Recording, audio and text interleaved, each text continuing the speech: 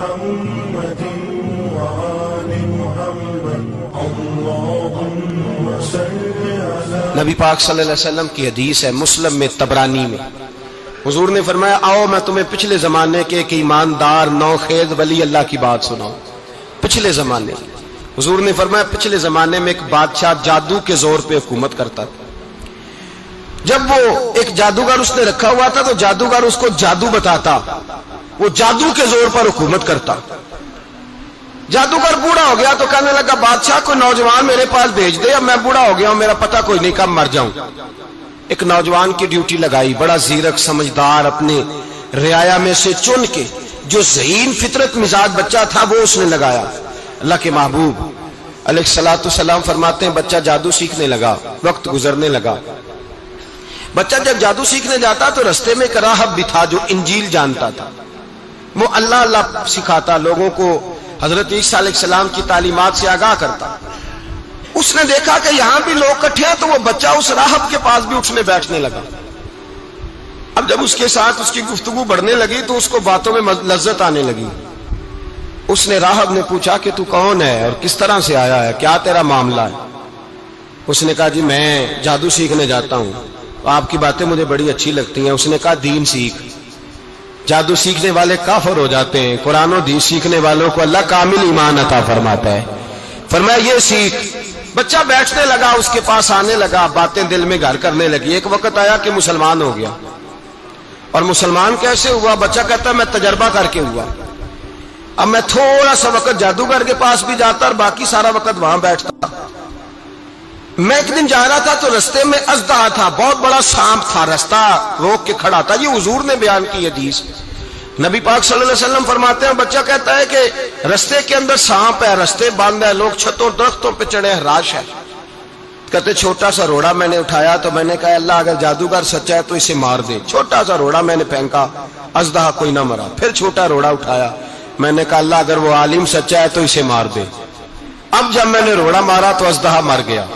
میرے اندر سے گواہی آئی نہیں دین کی باتیں سچی ہیں، نہیں قرآن کی باتیں اسلام سمجھانے کے لیے عرض کر رہا ہوں، اگرچہ اس دور میں انجیل تھی، اللہ رسول کی باتیں اچھی ہیں۔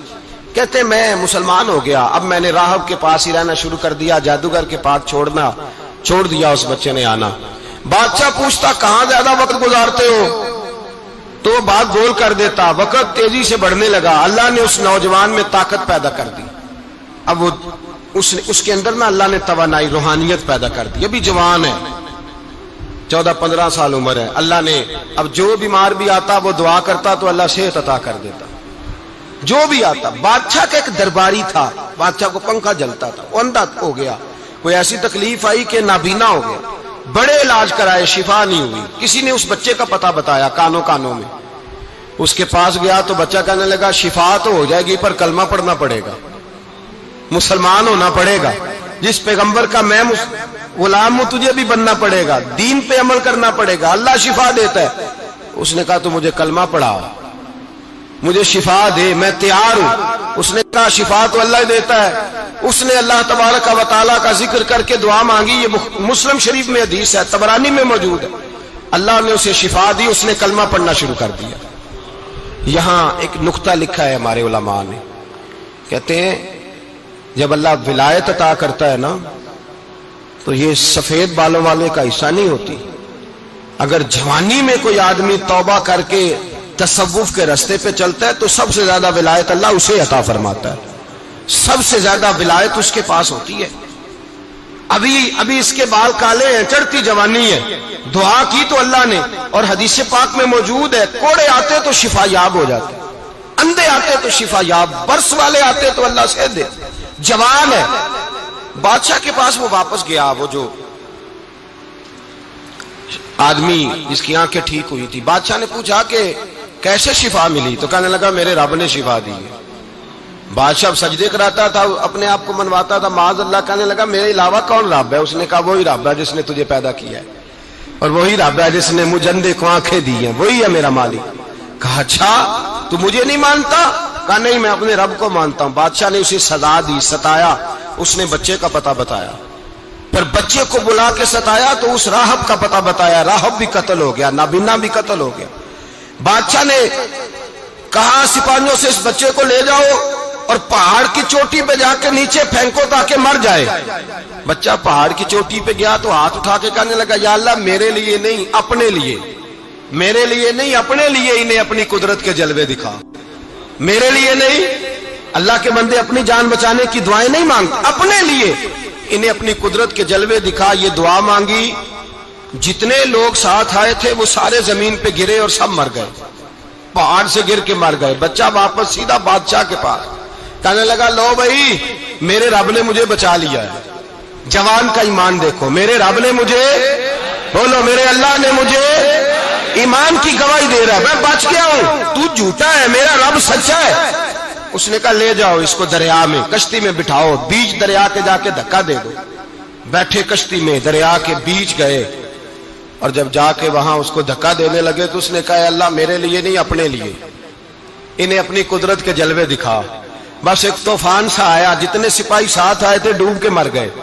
وہ بچہ اٹھا اور سیدھا پھر بادشاہ کے پاس، اسی کے پاس کہنے لگا لو بھائی میرے رب نے مجھے بچا لیا ہے، تیرے پاس آیا ہوں۔ وہ کہنے لگا تو کیا مصیبت میرے گلے پڑ گئی ہے، کیسے جان چھوٹے گی؟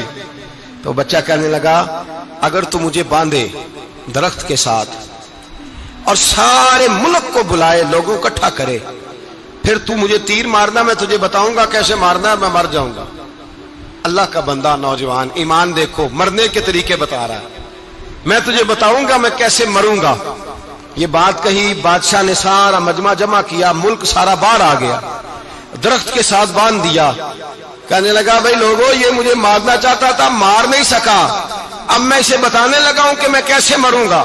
اسے کہو جب تیر مارے تو ساتھ میرے رب کا نام بھی لے، میں اپنے رب کے نام پہ جان دوں گا، ایمان کی پختگی میں اللہ کے نام پر جان دوں گا۔ اسے کہو رب کے نام پہ مارے، مر جاؤں گا۔ بادشاہ نے اللہ کہہ کے تیر مارا، پیشانی میں لگا، بچے کی روح پرواز کر گئی، جتنا مجمع کھڑا تھا سارا کلمہ پڑھ کے مسلمان ہو گئے، سارے مسلمان ہو گئے، سارے۔